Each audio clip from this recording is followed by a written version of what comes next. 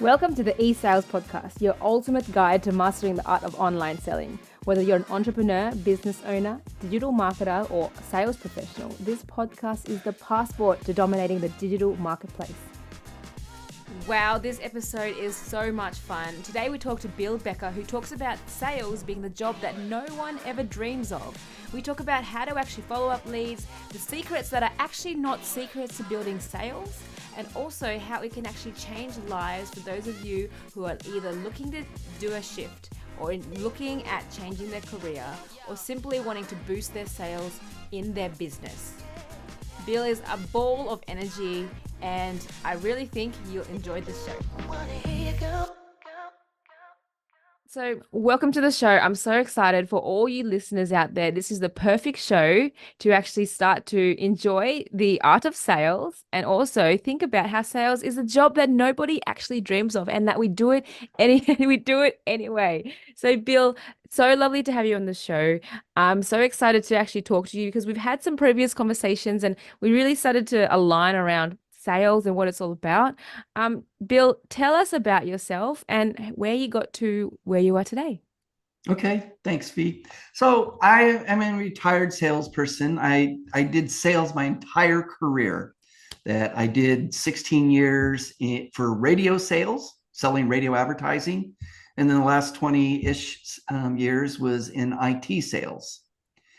And it's after 9/11 here in the US that I started thinking about, hey, they weren't laying off salespeople. All these other people were getting laid off. And I was actually making a lot of money on retraining them. And it got me thinking, it's like, well, you know what? No one grows up wanting to be a salesperson. So I just had this in the back of my mind. And when I retired, evangelizing about sales careers is one of the things I wanted to do. Yeah, fantastic. I love that so much. So let's dive deeper into Nobody Wants to Be a Salesperson. I know you've written a book about it. Tell us more. Sure. The job nobody dreams of is because, like I said, nobody grows up wanting to be a salesperson. I wanted to be a veterinarian. I'm big into dogs. I found out you have to go to school a long time for that, so not interested. Then I love music, and so I wanted to be a radio DJ. And then I found out they don't make any money unless, one of the very rare few. So I did the next best thing. I got to hang out in radio stations, and I sold radio advertising. And it's just, I did the normal stuff, the furniture stores, the car dealers for a few years. And then I started thinking about ways to differentiate myself. So I looked in the radio business, they call it non-traditional revenue. And so I started really focusing on that and kind of built up a library of work, if you will, and then got known around the country. And then I was brought to where I live now in Oklahoma to work on solely non-traditional revenue. So examples of that are packaged good manufacturers, grocery products. So, and one of the other things that really took off in the late 90s was recruitment advertising. So help wanted ads on the radio. And one of the things I loved about that is it's direct response advertising, in meaning that you ask somebody to take an action, and it's very easy to prove whether it worked or not. Now that's scary for a lot of people, but I loved it because when it did, then you can go and show other people. So a commercial might start out like, are you or someone you know a nurse? No, we probably lost 97% of the audience right there, right? But we weren't interested in them anyway. So now, if you're a nurse or you a friend or family member, you're going to listen to that. And every single commercial had a specific phone number. It was really before it got into web stuff. And you call this phone number, and there's additional information telling about this great opportunity for nurses, and then leave your name and number. And so you could track very easy whether it worked or not. A car dealer, they don't know for sure that, the 20 ads they ran on the weekend on WXYZ radio station helped them. So with risk comes reward. And so I was able to expand that. And then when I came to Tulsa, I did nothing but recruitment advertising. And in Tulsa, I realized I had not met most of the clients. It was done over the phone and everything. It's like, well, why don't we expand this, beyond Tulsa? And the radio group I worked for was a nationwide radio group. And so I pitched it to my boss here in Tulsa because I couldn't speak to, the higher ups. And they go, yeah, we're not interested, which is a very good lesson in sales. Always talk to somebody who can say yes. So I found another high level executive who could say yes with another radio group, met him for breakfast, just laid out my plan. And I started this whole recruitment advertising division for, one of the biggest media companies in the world. At the time, it was called Clear Channel Radio. It's now called iHeart. But when the year started, they didn't budget for this. They had no idea they were going to get into, but I had a good idea and I sold it. And it's kind of the basis of the book. So the book, is, hey, you never thought about sales. Here's some of the myths. And here's step-by-step process, how to go out and land your first sales job, even though you don't have any sales experience, traditional sales experience, because everybody's in sales, whether you realize it or not. You go on a job interview, you're selling yourself. You ask someone out on a date, you're presenting a project. It's all sales is simply a conversation. And that's one of the things that I do is just like clear out the myths about selling. It's a very worthy career, and I'm just always excited to talk about it. Yeah, oh gosh, that story is perfect. I love how you said you kind of tapped in and found someone who said yes and kind of found your own thing and made your own way, even though the job wasn't advertised, the owner didn't even realize he might have needed a recruitment division. It's fantastic. I think it's just the perfect example of showing people that it's actually possible to find your own thing and cave your own way. And you find jobs often on Seek or LinkedIn or anything like that to Mm-hmm. say this is a multi-dual role. The organization is just starting. Basically, they're saying you create your own role, right? Like they're basically saying there's lots of different shifts and changes and things like that. So I really love how you said that. But the thing is, some people don't might not have an idea as to where to get started, finding someone who Yeah. says yes and even having a value proposition for the business owner in the first place. So tell us how you can probably um, tap into that and how they can kind of find their own thing. Sure. So the beauty of sales is you can get a job even if a company isn't hiring. You talked about Indeed and all the job things that you there doesn't need to be an opening. And I did that several times in my life. It's also the only job that you can, or the only career where you can create your own job. So as we talked about in the recruitment advertising, that job didn't exist, but I went and created it, sold it to a company of my choosing, and got hired. And that's the beauty of sales. It's also the only job you can make more money than your boss. So to your question, and it works either way. The idea is you find someone who can say yes. So if you're just getting started in sales, you don't have sales experience, you're not going to apply online. You're not going to talk to a recruiter. You don't have any sales experience, right? You find a manager, an owner, someone who can say yes.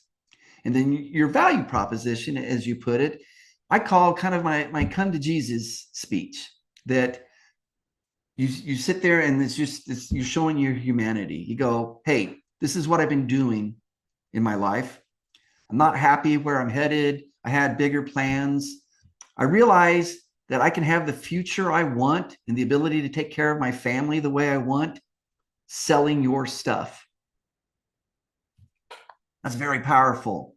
And y'all, you just need one person to sit there and go, holy crap, I just hit the jackpot. This person's so motivated. I mean, they already showed that they could get into a decision maker, me, right? And what they don't know about the product or service, I can teach them. I had an amazing career in IT services for 20 years. And even though I'm self-deprecating, I didn't know that much. Obviously I knew more when I retired than when I started, but that's the beauty, is like when someone asks a question, a technical question, if I can't answer it, I go, you know what, I don't know, but Mm. I'll make sure you know by the end of the day. And it's that's again, it's just I'm not even oversimplifying it. Sales is just having a conversation. Yeah, yeah, I love that. And it's just that finding someone to say yes. And sometimes that journey to finding someone that says yes isn't necessarily the first person that you talk to, right? So how did you go about finding someone who says yes? How many times did you get said, did you get, no's? And how many times did you kind of get set back? And especially if you're on the call with the receptionist or the admin, it's hard to kind Sure. of break through the gatekeeper, is what they say in sales. Well, there's a couple different things that let's talk about my very first radio job. I got turned down multiple times. And that's the thing about sales that happens, right? But no just means no today. That in my 20 years of IT sales, that if I got a no, people came back 2 weeks later. Hey, guess what? We are in the market now. One of my biggest sales came back a year and a half later. But back in the early 80s, I'm really dating myself here, unless I can convince you I got my first job at 6. um, that I was persistent, right? And I would send different letters. And finally, the thing that really did the trick is I sent a letter and go, look, I want a shot to prove myself. Give me a quota, give me the phone book, whatever, list you want, and give me a number to hit. And if I don't do it in 90 days, I'm out the door. And by the way, here's a post-dated check for $500. In 1982 is a decent amount of money. It's also, I didn't have that when I post-dated it. And I got the appointment. He goes, I don't need this. But I got the job. He did take me up on giving me just a crappy list. A lot of them had been blown away in the tornado earlier in the year, but I got my foot in the door, was able to prove myself, and tenacity and creativity. It can accomplish so much. Today, I think it's easier because you talk about trying to get by the gatekeeper on the phone. There's so many different ways to do. You can send emails with a link to a video that you created. Just a short little message to them. In the book and in my courses, I talk about you can also send a letter to them, put it in a priority envelope. It's like $10. Emails can get ignored, they can get deleted, they can get missed. But a big red, white, and blue envelope here in the States is going to get opened and it's going to get read. And if you have just a short message there with a link and go, hey, I have a video message here. And you can have it's easy to get a free custom URL. Yeah. It's Wow. much easier to get the attention of somebody. Yes. Um, I love letters. Like, well, I don't love getting letters, but don't get me wrong. I read every single one and I open every single one. And sometimes I think to my head, who sends letters these days? But in saying that, you're so right. I think it's different.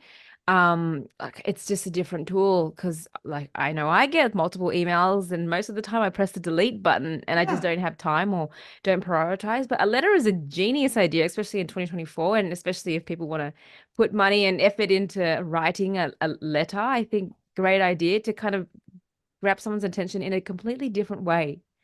it's old school. It's old But school. it's great. Yeah. Yeah. Yeah. But the other big thing, another old school thing, I'm a huge believer, and this is all aspects of business, is thank you notes, handwritten thank you notes. Yes. You can do thank you email and whatever, but when I worked excuse me,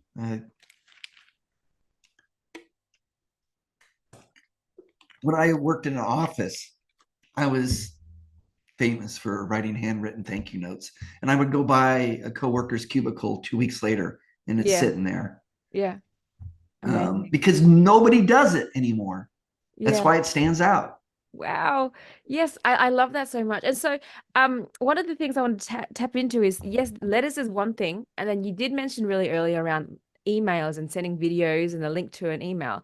What other ways, because this is an e-sales podcast focusing on online digital sales, what other ways do you think you can grab someone's attention um or boost your lead gen through any other digital channel? It's the easiest is when we're talking about leads, is just try to find something different. I lived in LinkedIn when I was working, so I would try to find as much as I can about someone I'm trying to get to. And you might be connected to somebody, right? And so you can get a referral, but you can also, if they're posting on LinkedIn or you find their social media, you can comment on something that they posted. And they're all very small steps, but they kind of build up.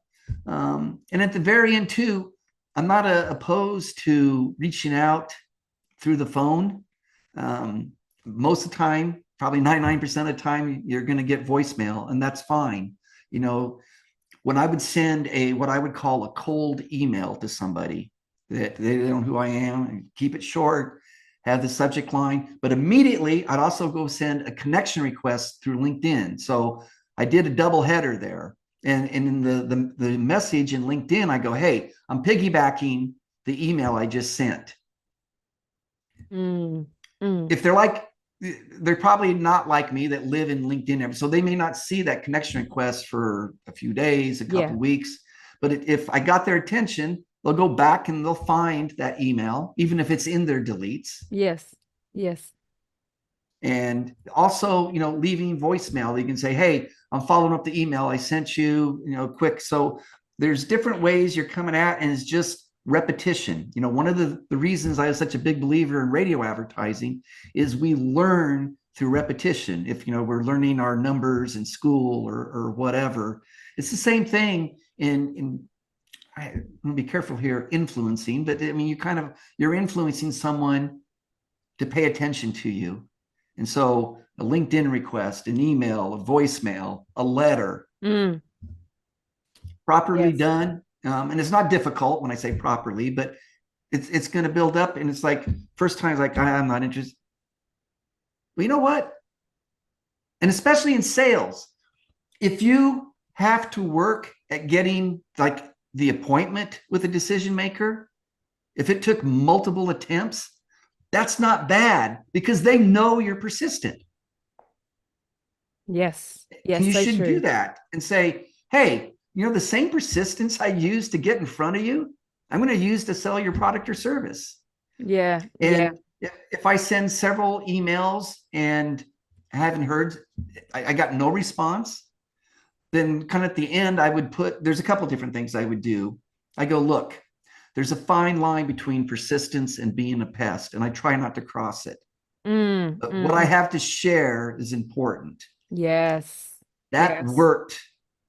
I didn't use it a lot, but that worked almost every time. It's really effective if you've already talked to somebody and you're just, you want to have a follow-up conversation. So true. So true. Yeah.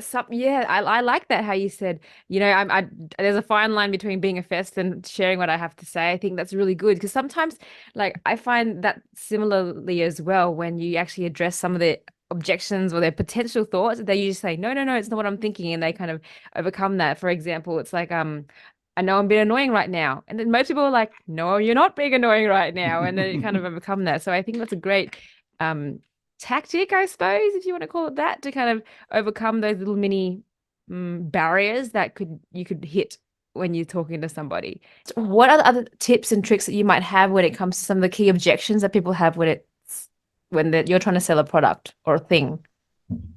It's interesting. The objections in 2024, I think, we're talking business to business sales, right?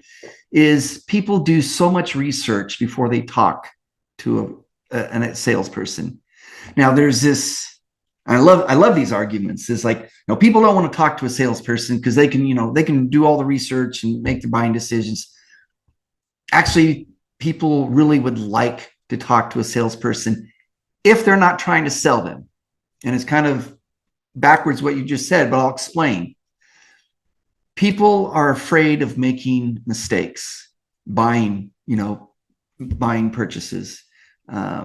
If you buy the wrong TV, you kind of just, okay, we'll deal with it, or you put it in a different room and go down. If you make the wrong decision in a business setting, it could cost you your job, or cost you, it can be, they're high stakes. So by the time that someone's going to talk to a salesperson, they kind of have an idea of who you are to some extent. That there's a range there. But my motto, I always said, was I never sold anything. I figured stuff out. And what I mean by that is I never convinced anyone in my career they needed my IT services.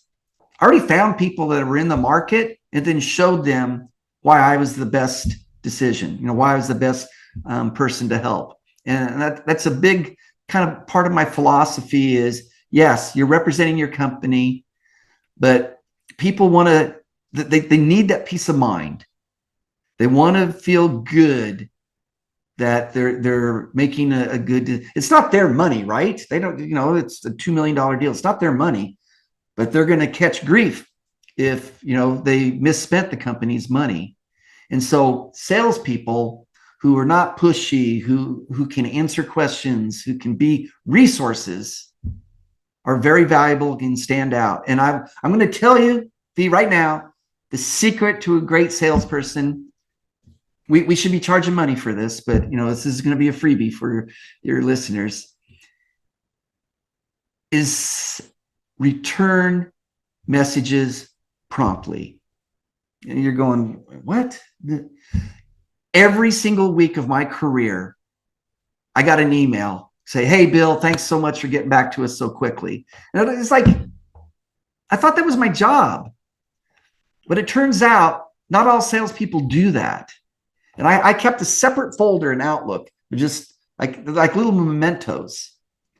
And the reason that's so important, especially when you're in the prospect stage, is, hey, I want to know that if something goes wrong in an IT services, something's going to go down at some point, right? Everyone accepts that.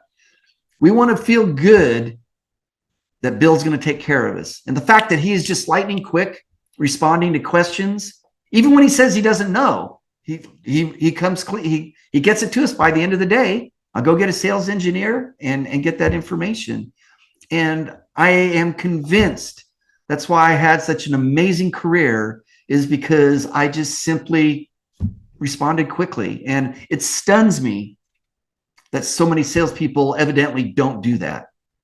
Ingenious. I love that. Getting back to someone quickly. And something so simple can actually have such a big impact, right? That's insane. It's huge, huge. My biggest sale ever, it was one I had pulled off of the junk pile.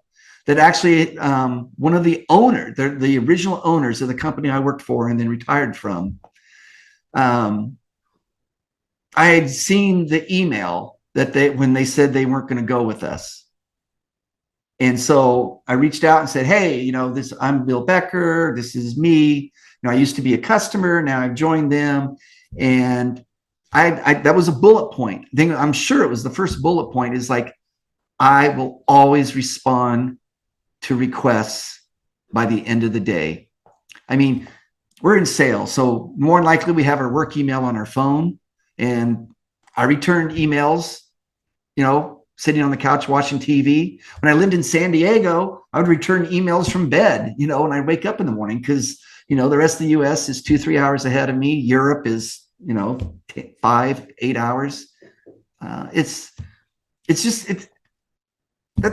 why I love talking about this, because there's no secret sauce. Yes. And yes. People, there's two things that why I do that. Is one, for people that have never been in sales, and we'll get a chance to talk about that why, because how it can change lives. But people that are in sales, it might, trying to think, because I see these threads on LinkedIn, here's my playbook, 15 steps to, landing a big sale. And it's like, there are no secrets. You don't have to be like me, I'm in spite of, what I say, I am a people person, but I also saw people that are not extroverts be very successful in sales. The guy right below me, when I retired, he loved his spreadsheets. I gave him grief about that, but he was methodical, and his paperwork was much better than mine. But he basically he project managed his sales, and that works as well. There's no one type of person, no one type of selling. It's just the things that I've mentioned. Everyone should do and can do. Yeah. Yeah, and you mentioned some really golden pieces there. So the first one being, you don't have to be an extrovert. You can be introvert, omnivert, whatever, ambivert, whatever the verts are, and still be very good at sales. So I think for the listeners out there, you don't have to find Bill's method. Like you can find your own method and then make it work. But another thing that I also wanted to add on top of that was to follow up and also get back to people. You're so right. When I know when I'm inquiring about, say, for example, selling a house or buying a house or whatever it may be, I will usually go with the person who gets back to me first. You don't just usually go to, for example, if you're selling a house, you don't go to one sales agent. I know I don't. I want to get the best quote. But like the Right? ones who get back to me are the ones I generally go with the most and first because they're prompt and easy and like I know that they're gonna get back to me. I hate it when they get dry emails on the other side or dead emails on the other side. Yeah, you want to just feel good that this person's got your back, that no one likes to be left hanging. I mean, the company I worked for, I always kind of joked, if I was a CEO, I would make it where you had to return a coworker's email before you went to bed. Now as they grew, when I started, there was 38 people. There's over 150 when I retired. So at some point, but the point is, especially that I think not all sales, the majority of sales, if they're not completely virtual, you're at home, there's some component, right?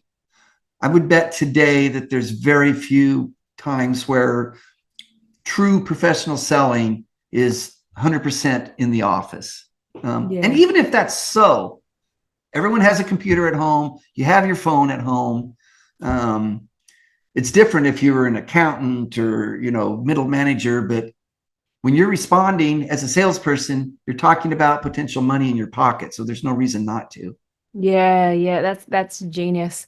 And so when it comes to doing all those little things like getting back to people, is there any other big tip that you can give someone who, doesn't have the time or not prioritizing that, or maybe they're owning a company and they've got multiple hats on and it's hard to get back to someone? Any tip and trick that you might give them, the ones who are a bit too busy to focus on the getting back to people part?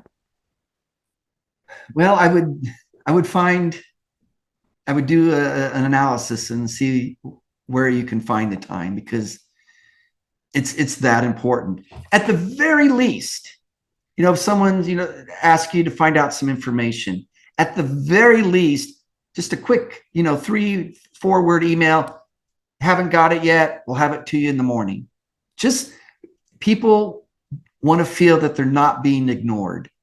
You mentioned that with the real estate. That's all they want. This is common courtesy, but the thing they say about common courtesy is sometimes it's not that It's common. not common, yeah. Yeah, yeah, yeah, yeah, yeah. That's so true. No, that's a great tip, Bill. I love that. And I think some people who are listening are, in the middle of, starting their own business, or they're starting but they're scaling and it's really hard for them to, to address the sales. And so let's talk about that. So people who um find it hard to do the selling part, talk about how it doesn't necessarily have to be scary or annoying or frustrating. Tell us how it can be very easy and effective no matter who or what role you're in. And you think about it, it's not because the movies and the TVs is, it's high pressure, you're tricking somebody. Sales is just having a conversation, and you're not assuming that you're not selling something that you're just trying to push off on people. We're talking about legit sales, legit business that you're an owner or manager of. More than likely, in today, people are not going to give you time unless they're actually interested. So it's not like the old boiler rooms where they're selling penny stocks. and again, because like I said, the people are going to do research before they ever talk to a live person. So whatever you're selling, the people are going to be a little, well informed. And so they're looking for information. One of the big things that a live person can do that research can't, and this goes back to having peace of mind and not making a purchasing mistake, is what not to do. And like an example, when I sold computer training, my guys we did a lot of SharePoint training. And my guys did a lot of consulting on the side.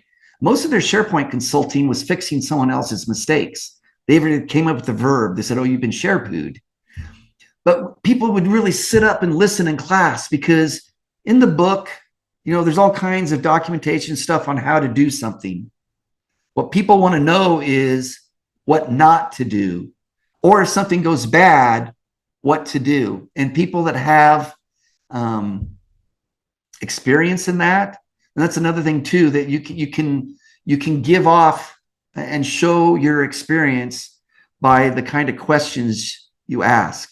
So, it's generally called discovery, right? At some point, you're asking them, to figure out how you're going to present your offering. Asking smart questions that people go, "Ooh, that's a great question. I'm glad you asked me." Again, that means, hey, you know what you're talking about. Instead of just like, well, we have the highest rated widget and all this. Is like, if you ask good questions, people will go, okay, this person's smart. They're going to lead me down the right path. Genius. And so I kind of want to ask you that question that you kind of asked before around what not to do in sales. So that can be the takeaway tip for the audience today. What's one thing not to do in sales? Take it personal. It's very, very difficult. I get it. I have an ego, but when you choose to go into this business, no's are part of it. And in baseball, that people are making $50 million a year and they get 3 hits out of 10. So just when try to make it a learning experience. And there's lots of different ways, including asking them, "Hey, understand, if you were me, you'd like to know, why you went in a different direction." A lot of times people won't share, but every once in a while they will, especially if they could do it by email, because no one wants to disappoint anybody, on the phone or a Zoom call. But yeah, just don't take it personal, because it's never personal. Amazing. And my baby's just decided to cry again. Yay. Hey! That's okay. No, but I love that tip. And it's so true. Don't take it personal. I like the baseball example that you gave as well. So thank you so much, Bill. And just if anyone wanted to know more about you, how can they find out more about you? Sure. So there's a couple of websites, thejobnobodydreamsof.com, that has information about me, why the book became more. And then I have academy.thejobnobodydreamsof.com, and that's where my courses are. And you can take the first lesson for free and see. And you'll see in those videos my personality. It's not just dry me going from the mountaintop, "This is how you do it." I'm a goof, and I've gotten some great feedback that I included my personality and the humor in my lectures. So it seems to be enjoyable, and I've helped a lot of people. Amazing. And please check it out if you're listening. And what I'll do is I'll have the for the audience out there, the links in the description below so they can check you out, and also your LinkedIn profile as well so they can connect. I think it's the world of sales is just a conversation. And I think for me, one of my missions is for people to have more conversations and enjoy the process of it and build their dreams at the same time. So Bill, I've had such a good time having you on the show, and you've shared some absolute bombshells with the audience today. So thank you so much. And any last words for the audience? No, I'm such a big believer in sales careers, because it levels out the process, that there's no barriers. There's no education requirements. You can do it without experience. And in today's world where there's unemployment and underemployment, sales can give people hope that you can actually have a future you look forward to. And I'm happy to evangelize about it. Yeah, I love that so much. Sales can definitely give hope and build dreams and build lives. Thank you so much, Bill. Let's finish off the conversation on there and let everyone get off the podcast and get on the phone calls or send the first email There you and go. follow up to their clients. Thank you Thanks, so much. V. And thank you so much, Bill. Take care. Thank you so much for tuning in. I really appreciate you listening into the show today. And if you did like our content, please like, share, and subscribe to this podcast or this YouTube series so that way we can keep giving you more content and sharing you more knowledge around how to scale your sales online. And if you are wanting to boost your sales online, please sign up to our e-sales school where you will learn to automate and navigate your way around in this digital marketplace. Thank you so much once again. I really appreciate you joining in today. And remember to keep selling, keep having fun, and keep being you.